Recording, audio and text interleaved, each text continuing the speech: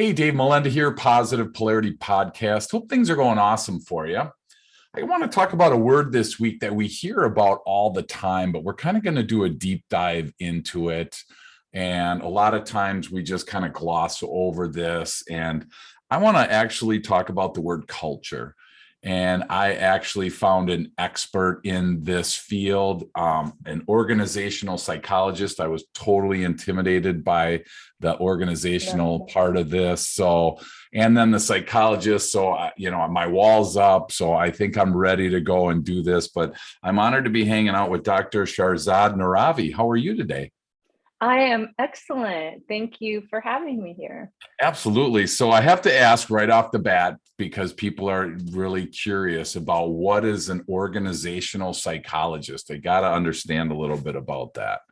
Great. So I have my doctorate of psychology and organization development. And in my training, we studied how to look at teams and individuals and leaders from a systems perspective. Okay. And how to work across the culture, across the functions of the organizations to make both the leaders, the teams, and the departments the most effective they could be. Wow, that's awesome. And usually, you correct me if I'm wrong, usually when people hear the word culture, they think about sitting around a fire with a guitar, singing a little kumbaya. They kind of think about that. So I appreciated the organizational side, the system side. There's a lot of entrepreneurs, business owners that are listening that are really going to appreciate that side of it. So thank you so much for jumping on this podcast today. You talk about cultivating a thriving workplace from the inside out, and that those words thriving workplace kind of really, I gravitated towards that because we all are in a workplace. We're all in some environment. Maybe we're working from home, maybe we're on the beach, maybe we're in an office environment, whatever it is.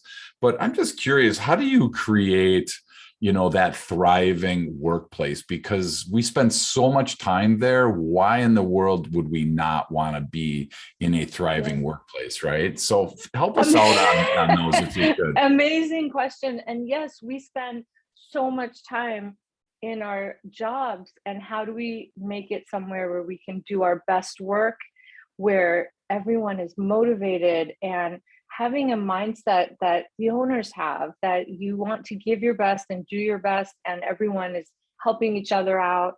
And when I say cultivating a thriving workplace from the inside out, what I mean is culture is the way that we are leading ourselves, our projects, the way that things are done.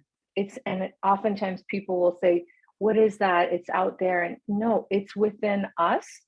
And in my many years working with clients from mid-sized to Fortune 500 companies, I have seen instances every single day where a leader will find there's a challenge in his or her workplace, and we will deconstruct that challenge and learn what's happening and what he or she can do to make a change. And it starts with us. Oftentimes, it's easy to be frustrated and to say, they are not working hard, they are not motivated, these teams have silos and they're not getting along. And the question is, how can we seek feedback, even though sometimes it may be hard, understand what's going on, and create new ways of showing up, new ways of, if you are told as a leader, we just don't feel that there's organization, we don't feel there's a vision, we don't feel there's clarity in roles.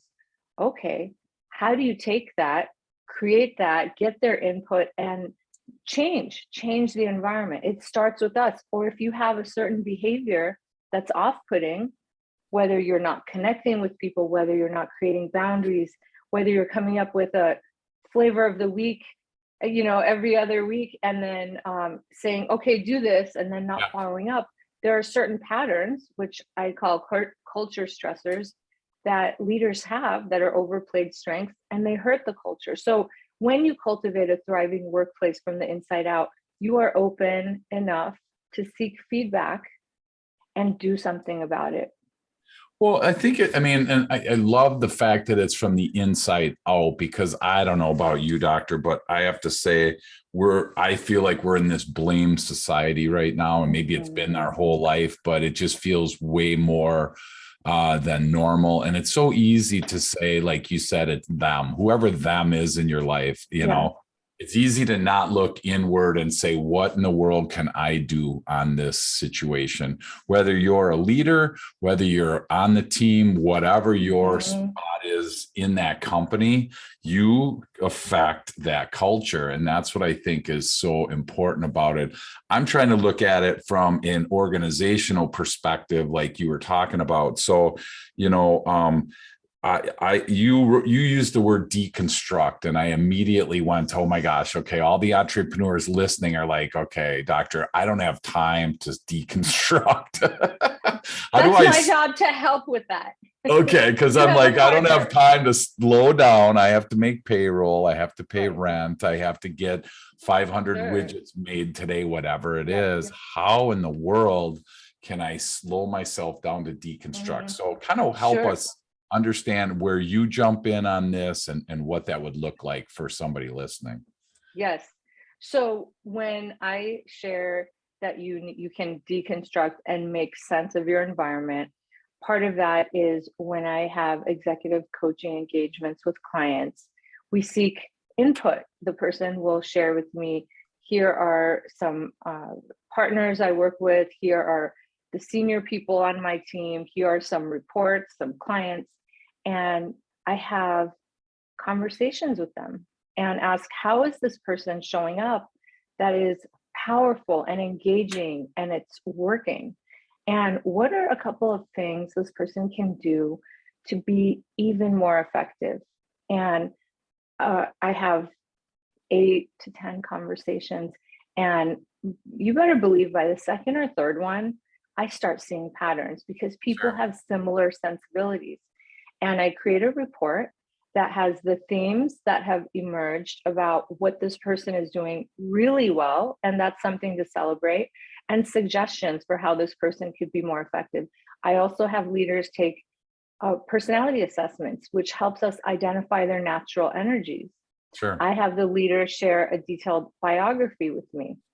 And so I study all of this before our first session, which is a half a day, but it flies because Yeah. it's about you and really taking a moment, taking a time out to see what's going well and what you could be doing differently. And when I say deconstruct, we go through everything together and make sense of it. And oftentimes, the things that are going really well are perfectly aligned with the person's natural energies, which we see Mhm. in the personality assessments. Sure. And the things that aren't may not be in the natural energies, or they may be a habit that has been created over time, which worked until a particular time and no longer works. And there are ways of thinking that we all have that's from nature and nurture. And we deconstruct that, we make sense of that. And there's assumptions that leaders carry. And I'm there as a guide and a support to ask, I wonder where that thinking is coming from. And we go deeper and we learn together. And there are a lot of ahas when you have the time and space to think, to take a moment and look at your journey from where you started to where you are today and think about, what's next? What do I want to do next? Sure. How do my strengths help with that? And what are some new things, new ways of thinking, new ways of stretching out of my comfort zone that I'll have to do to get to that next place that I'm excited about? So And we go through it and we come up with some goals. And I always share with the client, this is what you want to do. sure. And of course, I'm on the inside just rooting for everything that is going to bring the person success. But I ask, which of these things we talked about do you have energy for at this time? Because some of the things we talked about, they'll be able to do immediately. Some of them, it'll take a couple times practice. Some of them, it takes rewiring our brain and Sure. creating new habits. And that's where, when you have the support of an executive coach, who is alongside you, checking in with you every couple weeks, and supporting you as you try new behaviors, as you try new ways of showing up and rewire the ways you're showing up. That's how that change happens permanently. Wow, that's awesome. And I heard I didn't hear you use the word, but it reminded me of the word blind spot. So if I'm in coaching training with you, you're really kind of coming alongside me, helping me with my blind spots, I'm assuming, correct? Yes. So there are areas when we look at the 360 feedback. And by the way, it does take courage to be open to receiving feedback. It takes so much courage. Yet, when you have a coach by your side where you are making sense of it together, it's much easier. A practice I see in many companies is they get 360 feedback and they say, here you go. And there's no coaching and no one to help you create goals around it. That is not a practice I believe in. But you have someone to make sense of it. And when you go through the feedback, there's areas, and most leaders are pretty self-aware, that they say, yep, I knew that, both in the strengths and the things to work on. There's areas where they'll say, I knew that about me. I didn't know others knew that about me. And then Sure. there are some blind spots that Yep. they'll say, I didn't recognize I was showing up that way, or I didn't recognize the impact that behavior had on others. Sure. And when you do it in a confidential coaching setting, you get to really talk about it. And sometimes there may be a little bit of feeling surprised, or maybe not in that moment feeling good about it. And that's okay. That's okay to process Sure. those emotions. And sometimes people have emotions with all the great things others have said about them. And the question is, what do you want to do about it? Yeah. So I wrote down these words that, like, blind spot resistance is what I'm calling it, just as I'm thinking about that. So you share with me something about my existence, whatever that is. And I either I resist it. I'm either going to go, oh my gosh, I didn't know that. Thanks for pointing that out. Fill me in. I'm either going to be open, or I'm going to be like, that's not me, or that's my parents' fault. I mean, whatever it is, right? We're going to try and blame everybody, like we talked about before. How in the world does a entrepreneur listening right now kind of deal with that resistance? Because I'm guessing somebody in their journey has said, hey, do you know you do this? Right. And their immediate kind of, feedback is, no, I don't, or they blame somebody else. How do you help somebody, understand that blind spot? Have you worked a lot with that? Dave, every day from morning until evening is what I do. And listen, it's natural. It's natural in the beginning for some of these to say, oh my Lord, that's what they think. Or, Yeah. you know what? Nope, I disagree. Or Yep. I'm just doing what brought my father success, right? And all of that is fair. It has to be processed. So I don't necessarily see it as resistance. I Okay. see it as I see it as processing. Or Okay. if there are times where a person has been doing something, communicating with others, but maybe not at a systems level, and they get feedback that we don't hear from you enough. And there are times that it's a perception, or the person is not doing it enough. And so we just make sense of it. And oftentimes there's assumptions that certain behaviors are the way to go about doing things, because perhaps in another organization, or growing up seeing how their parents were, those ways worked. And Yeah. so the question is, what about this style does work, and what are some things you need to modify? And I always use the metaphor of a light dimmer, because this is not about changing your personality or changing who you are, Sure. because you're already doing great. You're in coaching because you want to do even better, tap deeper into your potential. So there may be areas you need to turn up the light a little bit. There may be areas it's so bright, let's dim it a little bit. And these are with new behaviors and practices and mindsets. Gotcha. Wow. I love the dimmer idea because that makes, I mean, so here all right, I'm gonna tell you, don't hold this against me, doctor, but I'm a black or white thinker. Okay. So there is no dimming of anything in my life, right? So for you, a client like you, I would say, let's talk about what things you should stop doing and Yeah, start doing. Let's exactly. make a list.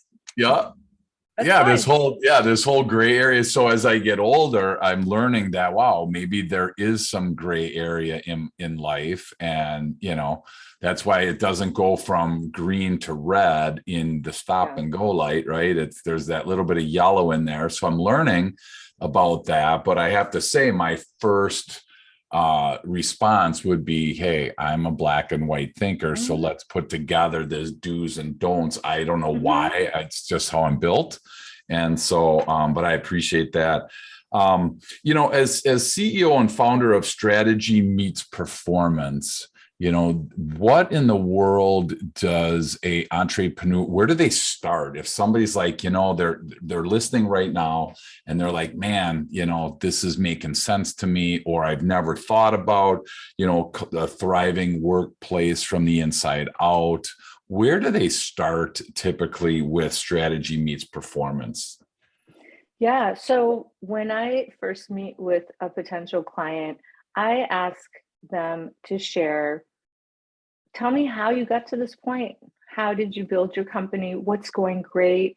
What are some of the growing pains you have? Because those are good problems, yet problems as you are Right. scaling, as you are wanting to keep that vibrant culture that you had when the organization was starting up. And as it grew, a lot of times people will say, oh, it's not the same. And that takes effort to Sure. examine what's going really well, to identify the values, to make sure as you scale, you have culture ambassadors in your other locations, creating that same environment. So if you think of some of your favorite stores, and I'm just going to say one of my favorites, Costco. No matter which Costco I go to, they have a similar culture. They Sure. are efficient, they are team oriented, they will get you what you need. And that is not by accident. One of the things I talk about in my book are some of the great companies that we all know. And when you go to their different locations, it feels the same. The behaviors are the same. And that is all by design. And so when I work with a new client, we learn, where is your company in the life cycle? Is there clarity of the values, the vision, the strategy? Are the cross-functional leaders on the same page, or are they in meetings agreeing to one thing and then doing another? What's the engagement of your employees? And oftentimes I'll conduct a culture assessment, and this is on the system side. So on the individual side, I coach the leader and the other Mhm. senior team Okay. leaders, but I'll conduct a culture assessment where I have conversations with formal and informal leaders, and I learn what's going on. I learn what the organization is doing well, what they need, and I create recommendations based on that. And oftentimes people will not share that, or will not share it in any level of details. And when there's an external person that they could speak with, it's really a big difference. Hmm. And I just think that again, I go back to the coaching piece. This would be so hard to do without somebody coming alongside you. And I think about for me, Tiger Woods is probably one of the best athletes that I've ever seen. And, if he didn't have coaches standing alongside Yes. him, he would Yeah. never, in my opinion, be nearly as good as he was. So Yeah. there are people that are listening that are like, I can do this myself. And I'm sure there's a lot of people that can do it themselves. I just know the accountability of coaching, the direction of coaching. I just was with a group yesterday and they tried to do an event and they couldn't do it. And as soon as they had an outside influence in that, it totally changed and it got done in a really short amount of time. Yeah. So I think that's just an encouragement for people listening. to investigate whatever, a peer group, somebody to hold you accountable. Yeah. Because again, I think there's a lot of great information in this world. We get it, and then we think we're going to do something with it. Yeah. And we put it on the shelf, and then we never see it again. So, And one of the things I've noticed among clients over the years is when I present a model to them, a way of thinking, um, new potential behaviors that they could employ to meet that gap they may have, they'll say, how did you know to do this? How would I have known this? I said, well, I've had my training in organization development and business psychology, and you've had your training. So how would you know, right? How would I know about your area? And right. in this work, they not only learn about themselves and leadership and culture and systems, they learn different models. They are learning along the way. And my goal, Dave, is that each person who works with me is earning a mini degree in organization development. I share, a lot of clients will say, can you send me articles about this? Or I want to learn more about this model you shared. And Sure. to me, that's very exciting because what they learn, they'll share with others, and it expands the consciousness of the organization. So it's not just the personal growth, but it's growth on the subject matter as well. So am I going to get an actual, like, I want a diploma from the Noovari School of Performance? I mean, this is awesome. Well, the first thing you'll get is the book. So there you go. we'll go from there. Let's see. Okay. Once you read it and we go through it together, then you get some diploma. Oh, I can't just have an honorarium. It's a whole lot easier just to get that. You don't have to do all that You got to work. do the work, Dave. I know, exactly. Well, hey, I want to kind of turn the corner. Normally we keep this really audio wise, but I think what we're going to do here is we're going to turn to some video, and we're going to share screens. So we're on the YouTube channel. If you want to jump over there, you can do that. They'll, the show notes down below, we'll be able to click on that. But Dr. Noovari has these 3 things that we talk that she wants to jump into, and I really want to learn. It's watch and drive and walk. So why don't you kind of share with us what those are, and help us with that if you could? That'd be awesome.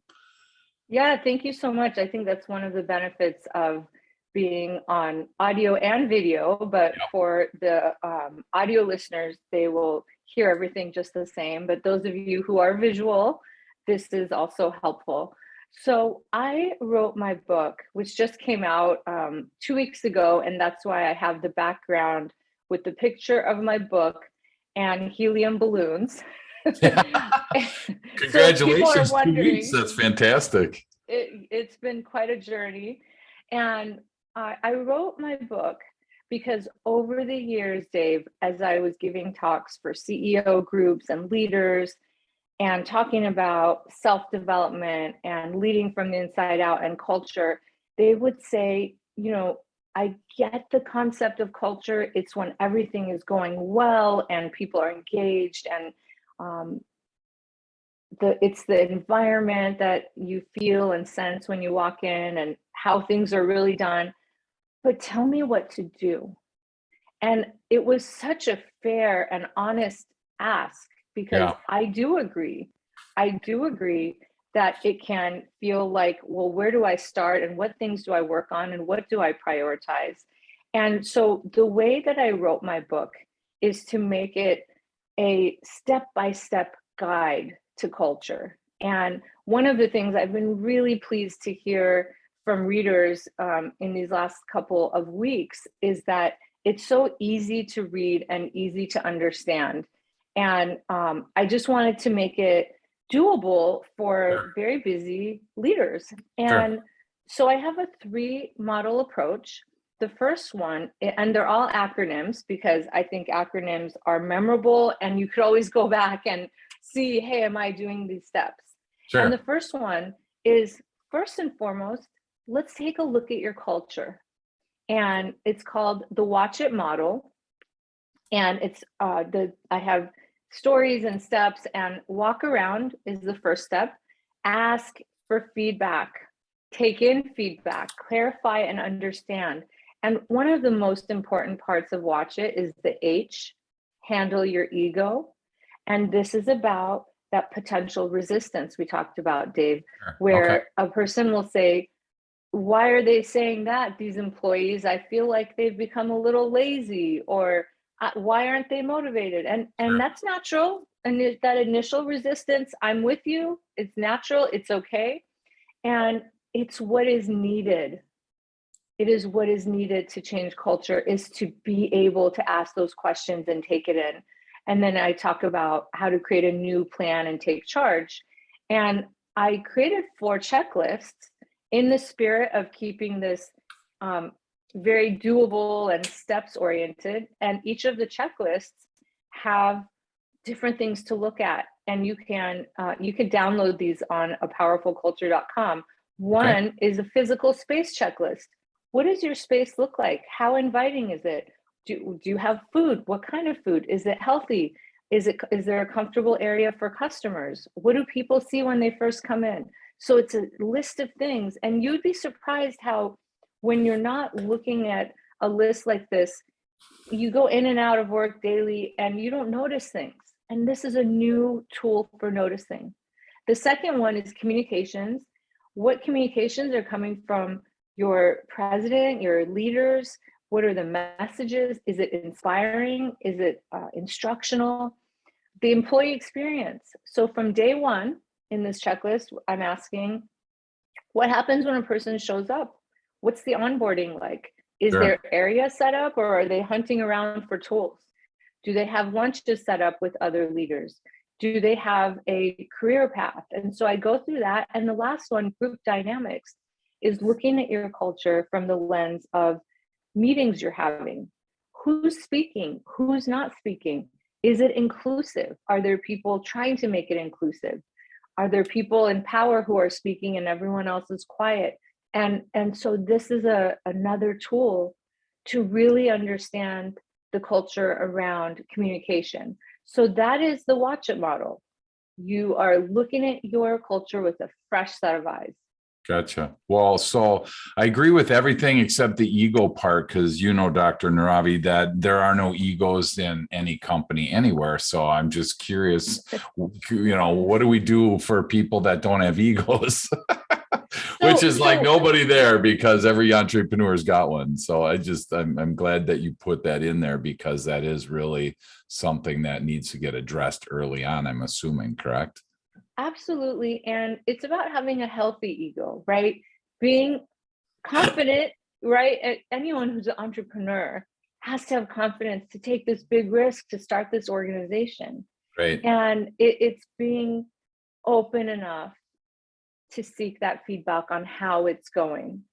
And it's not an easy thing to do. And that's why coaches are able to help leaders. And it's also about, when you seek that feedback, not reacting right away.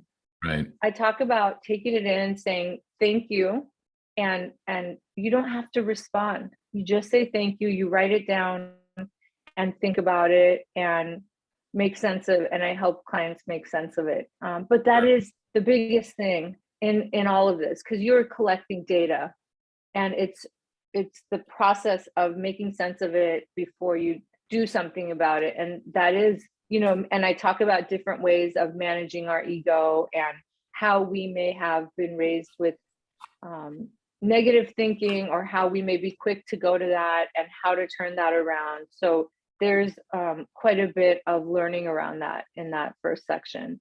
Gotcha. That's awesome. So then once we go through the watch piece, we jump into the drive piece. So fill us in on that acronym there.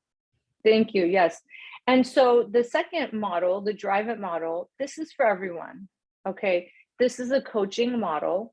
And I thought to myself, and I've been coaching all my career, and I recently became certified as a master coach through the International Coach Federation. And I realized that most people have to coach in our lives, at work, at home, with our kids. And how do I create a tool that makes it doable and step by step? And this model has questions, sample questions for each of the steps. And this is intended to create a coaching culture. Okay. where you can coach your employees, colleagues can coach one another. This could be used for your personal life or for yourself. And the steps are, first of all, getting clear on the challenge. Sometimes we know exactly what our challenge is and exactly what outcome we want. Sometimes, Dave, we think, oh, there's this thing bothering me. I don't know why it's bothering me. And so just getting through that and identifying the actual challenge is a part of that. Sure. Then the second one, reflecting on what making this change would mean to you, is an opportunity to dream a little. Let's pretend you reached this goal. What would be happening in your life? How would you be showing up differently? What would your day-to-day life be like? And when we are able to imagine that, it kind of fuels our desire to take action. And then I go through and talk about what are the ways you've been thinking about it? What are new ways to think about it? What are some ways, honestly, that you need to get out of your comfort zone? And that could be out of your natural energy zone. Then I talk about, you talked about Tiger Woods, and all of these elite athletes have a team supporting them. Right. And you see the teams in the stands when you're watching any of these sports. When I watch tennis, I know they have sports psychologists, they have therapists, they have doctors, they have so many family who are going around. And so engaged support is, oftentimes we think we want to be self-sufficient and I don't want to ask anyone for help, but guess what? People want to help, and especially if you've been helping them along the way, and it's okay to ask. And then initiate the first step. This is one tiny little thing you can do to create momentum. Don't think of the entire mountain. Maybe there's some new boots you get that are going to help you climb that mountain, metaphorically, right? And that's a start. And then the last part is this goal. If it were easy, you would have done it already, but it's going to be a big goal. So how do you transform your thinking? And I wish I had done this in the past when I had different goals, to prepare for challenges. It will not be easy to start a company. It will not be easy to get funding. It will not be easy to get promoted. And so in those times, to know in those times there in the journey, there will be difficulty. What will you do for self-care? What will you do to have a sense of humor? Who can you tell in your family when I start complaining, can you get me back on track? Right. And so the drive-in model is a way to look at your challenge, make sense of it, dream about it, and get support and take initial first steps. Wow, that's great. Well, two things come to my mind, and I don't want to gloss over this, because the question really is that you just asked is, do you have a coaching culture? I mean, what a great question to ask yourself as a business owner or part of a team. Because if you don't have a coaching culture, it's going to be really difficult to instill a model like this. It's going to really be difficult in my mind to even get much traction at all, because we're not open to that coaching. So that's a really great question there. And I think these two words, like, let's pretend, I mean, I don't know why we get away from that. I mean, we used to do that as kids, and and then we got away from that. But I appreciate those two words, because it does allow you to reflect, like you said, and you're able to have this little enjoyment. I just wish that we could find more ways to instill that into I'll give you two ways. Cool. You two, if I may. Yes, you may. So Dave, have you ever made a vision board, or are you familiar with vision boards? I am familiar with them, and I have never done one, no. So it is a way of visually thinking about what you want. And Okay. let's say you wanted to make your podcast international, and maybe it is, I'm sure it is, but let's just say before you even started this. Yep. When you were in the idea phase, thinking, oh my gosh, it's a production. I know podcasting is a serious production, and congrats to you for all the success you've had. But before you did it, one thing you could do, or entrepreneurs could do, is create images that you've already made it. And it says, Sure. Dave, Melinda, #1 podcaster, amazing. And put comments on what people would say, because it gives you a chance to play with it. Or if there's a sport that you'd like to do well. So I've created vision boards over the years, and the majority of the things have happened. And what's happening is we are planting seeds in our mind. And when we do that, when we dare to dream, we are more likely to attract that which we want. Nice. And you just look up vision board, and you could now, I mean, you could go on a Word document and go online and look up images of things you want and copy paste. Sure. And just do it in a really simple way. And so many times when I've had workshops on this for clients, guess what? They went home and created one with their families. Yeah. And so it's a way of looking beyond where you are today. Another really fun exercise is to write a letter from your future self Okay. of 3 to 5 years from now, who has achieved that goal you want, telling you advice.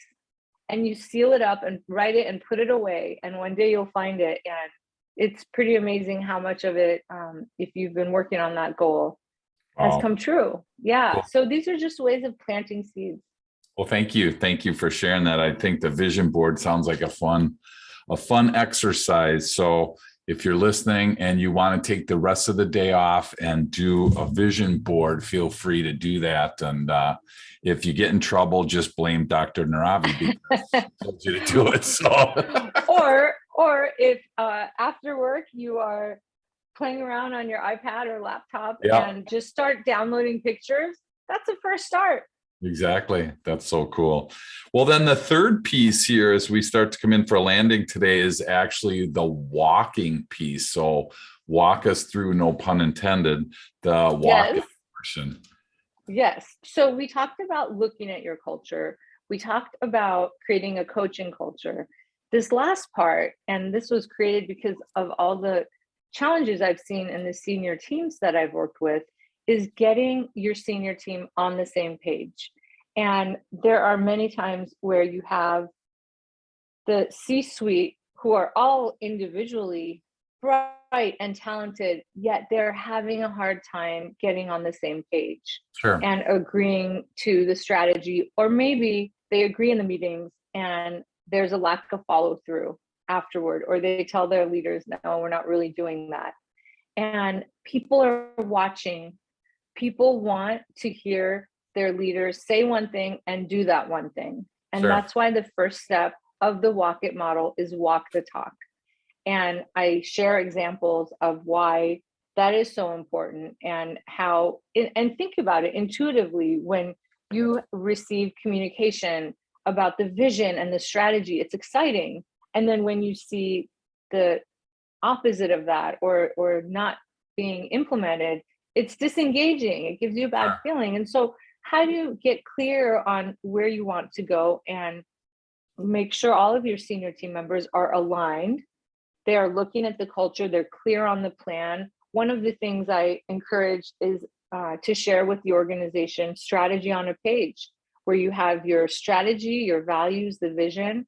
And if you have many employees who their first language is not English, also have it in their language. Every person in the organization, and I've done that with clients, and your people on the factory floor, they're the ones seeing and touching your products. And so for them to know the vision, for them to know the values is so important.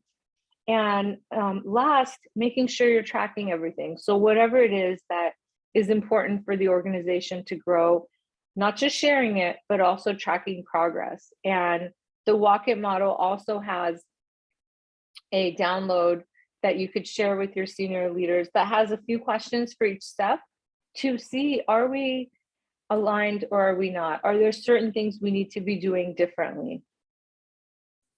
Wow, this is so cool. A step-by-step guide to culture.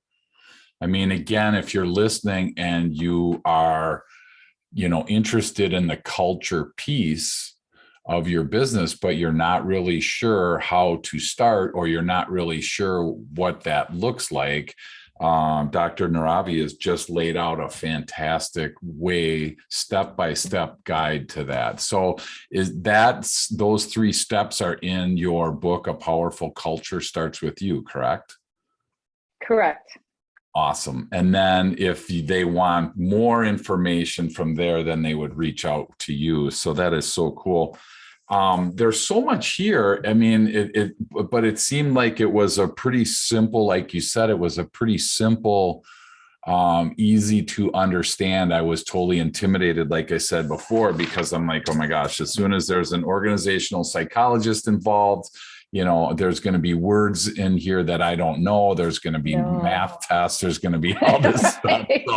So thank you for keeping it easy for me, the simple. It has to be, I created this book in the way that I like books. And Sure. So at the end of each section, I have questions to think about. I have start this, stop this. I literally have that because we're moving quickly and we just want to get some tips and understand these concepts. Sure. And I have images throughout. And so I really wanted to make it a guide and not so much just a book with lots of information, but no breakdowns on where you could think about things differently, how you could take different actions. That's awesome. Well, thank you for sharing that information. So I got a couple quick questions and I'm going to let you go. What would Dr. Nooravi's tip of the week be for this week? Just tip of the week. So yep. I have done a lot of studying and practice of mindfulness. Okay. And my tip of the week would be learn how to be present in the moment. Don't multitask. Do one thing at a time with joy and patience. And know that is the one thing that you should be doing at that moment. Put everything else aside. Come up with 3 to 5 things you must get done every day, because the list is really 25. And then we're disappointed in ourselves, right, Dave? So come up with the most important 3 to 5 things and work on them one at a time with patience and presence.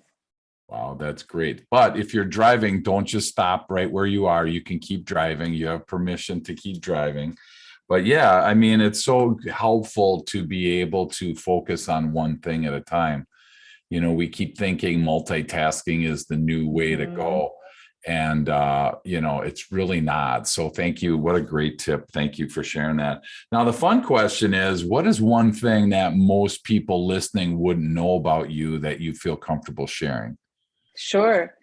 I have recently, right before the pandemic, picked up tennis. Oh. And, it's something that has changed my life. I saw my husband playing tennis. He grew up with it, and he would come back from practice and matches so energized. And I didn't grow up with sports, and I would see that. And one day he said, "Hey, do you want to be in the half of my tennis lesson?" And I did, and my instructor Dane is amazing, and I started lessons, and it was, first of all, a gift during the pandemic, right? The one thing you should do. But at the same time, Dave, it's something that gets me out of the house, because we could be online and working from morning till night. It gets me out of the house into the sunshine. It's Southern California, we're blessed. Absolutely. And learning a skill and being in the moment, being in nature, and then meeting with other people and playing and perfecting the skill and creating a community. So it's a lifestyle, I feel like, and it's nice to get obsessed with something that's so positive. And I see senior citizens doing it, and I envision myself being, 80 years old and still, like some of the ladies I play with. It's amazing. And that's awesome. That's something people wouldn't know that I always recommend is get a sport or a hobby, because it is something that adds to your esteem and it adds to your life quality. Wow, that's great. So the big question everybody wants to know is, have you beat your husband yet? Oh, Dave, that's going to take a while. I've only been at this for 2 years, but I do have some good moves, so we'll see. There you go. Well, if we need to knock your husband over and so that he walks with a limp for a day and then you can beat him or something, we'll have to find a way to beat him. I like your competitive spirit. Oh my gosh, totally. Absolutely. For sure. So, well, so this has been so cool. Thank you so much for hanging out. And if you're listening, again, as I try and encourage everybody every time they listen, every week, rather than just putting this podcast down and going on to the next activity in your day, think about just, invest some time thinking about something that, doctor shared with you today, and then do something with that. Maybe it's buy the book, maybe it's jump on the website, maybe it's reach out to her. What's the website for the book? If they want to get a copy of that book, where's the best place for them to get that book? Sure. This is something memorable. So if you're driving, you'll remember it, apowerfulculture.com. Awesome. Yes. And I have the book on Kindle and Audible because so many people said, I would like to hear it. And they also said, is it your voice? And indeed, I spent 20 hours in the booth and created it on audio. So apowerfulculture.com. Awesome. Wow. You did your own audio. That's so cool. That's another feat in itself. So you've been busy. So that's awesome. So if people want to then get in contact with you, what's the best way for somebody listening that might have a specific question? Maybe the book doesn't go deep enough for them and they want some individual attention from you, doctor. What's the best way for people to connect? Sure. My email is Shahrzad, SHAHRZAD @strategymeetsperformance.com. Perfect. And that would be the easiest way. Awesome. Well, we will include that in the show notes as well. Thank you so much again, doctor, for hanging out with us. This has been awesome. I feel way better now because I was super nervous that this was going to be over my head and I was going to be like, oh my gosh, I can't follow this psychologist. So you did a fantastic job of putting it in simple nuggets that we can implement into our day-to-day activity and still run our business, because I'm always worried about, I got to spend 30 hours a week doing this. I can't, I can't run my business without that 30 hours. So again, thank you so much for this simple method, and can't wait to get a copy of the book and learn more. I am excited to get that over to you, Dave, and thank you for what you are doing for entrepreneurs and leaders. What an amazing podcast. I appreciate you. Thank you. Enjoy your day. Thank you, Dave. Yeah, we'll see you guys next week. Okay. And again, please do something with what you just learned. Here's the deal. If you don't do something with it, you can't blame us, right? Because she shared a ton of great information. If you don't like the content, it's her fault. If you do like the content, then you tell me I'm awesome. So that's how we do this every week. But thank you again so much for hanging out, and we'll see you guys next week.